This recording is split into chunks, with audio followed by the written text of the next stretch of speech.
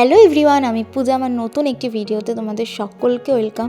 ভিডিওটা নতুন বললেও কিন্তু এই ব্লগটা কিন্তু অনেকটা পুরনো, তো অনেক দিন ধরে ভাবছি আর কি এডিট করব, হয়ে উঠছে না। তো চলো, আজকে একটা স্পেশাল দিন, তার জন্য বেশ অনেক রকমের রান্নাবান্না দিয়ে শুরু করলাম।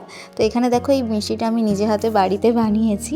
মিষ্টি বাড়িতে বানিয়েছি, আর সবার প্রথমেই হচ্ছে আমার মেয়েকে একটু টেস্ট করতে দিলাম, কারণ ও মিষ্টি খেতে না খুব ভালোবাসে।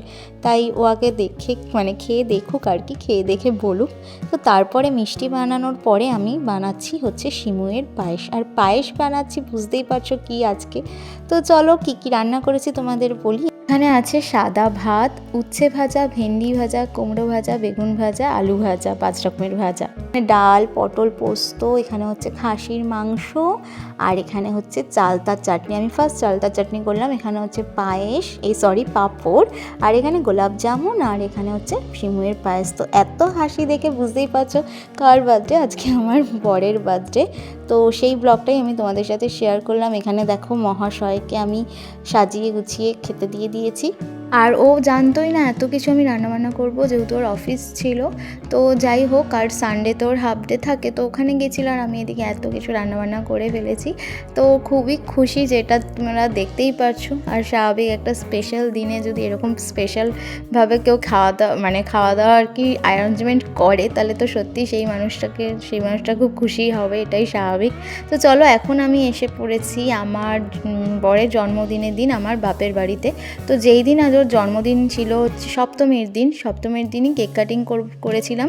যেদিন আমি রান্না করে খাইয়েছিলাম, সেদিন কোনো কেক কাটিং করিনি। আর কেক কাটিংটা পুরোপুরি সারপ্রাইজ ছিল ওর কাছে, কারণ ও জানতেই পারেনি, বুঝতেই পারেনি যে এরকমভাবে আমরা আর কি ওকে সারপ্রাইজ দেবো। স্পেশালি আমার ভাই আর কি অ্যারেঞ্জ করেছিল, আর আমার ভাই কিন্তু কেকটা এনেছে। আমি শুধু ওকে বলে দিয়েছিলাম এই থিমে কেক আনবি, তো ওই কেক ফেক সবই এনেছে। ওর একটু ইচ্ছা ছিল যে জিজু যেহেতু এই বছর আছে, সেজন্য ওকে এই বছর সারপ্রাইজ দেওয়ার। আর এদিকে আমার মা, বাবা, আর আমার ঠাকুমা, দাদু সবাই ছিল, আমার কাকিমণি ছিল। ওরা খুবই খুশি, বাড়ির বড় জামাইয়ের জন্মদিন এই বছর পেলো ওকে সামনে।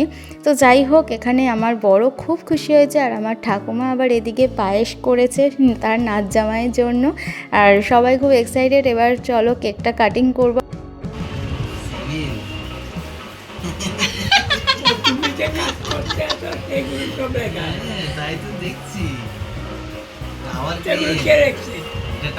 আচ্ছা, ঘুরিয়ে দেখাও যে কি কি লেখা আছে এখানটায়, বলো। এটা টাওয়ার ক্রেন। হ্যাঁ, আর এই কনস্ট্রাকশন, এই ব্রিক ওয়ার্ক কনস্ট্রাকশন হচ্ছে। আর এখানে তো হেলমেট পরে দাঁড়িয়ে আছে। এই যে আমার বর খুব খুশি। পায়েস, মিষ্টি সবাই এখন আশীর্বাদ করবে, কেক কাটিং হবে। কেক কাটিংয়ের ভিডিওটা আমি করতে পারিনি, এখানে কিছু ফটো তুলেছি, ওগুলোই তোমাদের সাথে শেয়ার করলাম। আর এখন কেক কাটিং হয়ে গেছে, আমি ওকে কেকটা খাইয়ে দিলাম। এদিকে আবার ও ডাকছে যে আসো, আমি তোমাকে একটু কেক খাইয়ে দিই। সত্যি বাড়ির সবার সাথে এনজয় করলাম, সত্যি খুব ভালো লাগলো যেটা। আর যেহেতু সারপ্রাইজ, তো আরও বেশি ভালো লাগছে। এই প্রথম শাশুড়ি মা খাইয়ে দিচ্ছে তার জামাইকে, আর আমার মাও খুব খুশি। এরপর আমার কাকিমণি এখানে পায়েস খাইয়ে দিল, মিষ্টি খাইয়ে দিল।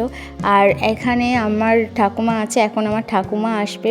আর খুব ভালো লাগছে সবার সাথে এরকম কেক কাটিং করলো ও। আমার তো বিশেষ করে ভালো লাগছে, আমার ভাই না বললে হয়তো এতটা হতো না, হয়তো কেক আনতাম ঠিকই, কিন্তু এতটা এনজয় হতো না। তো একসাথে, যাই হোক, ও তো খুবই হ্যাপি হয়েছে, যা বুঝতে পারছি ওর মুখ চোখ দেখে। আর এখানে আমার ঠাকুমা উঠছে, দেখো যে আর কি পায়েস করেছে। এছাড়াও আমার বর গিফট পেয়েছে, আমার মা, তারপরে আমার কাকিমণি, ওরা গিফট দিয়েছে। ওগুলোর কোনো ভিডিও আমি করিনি।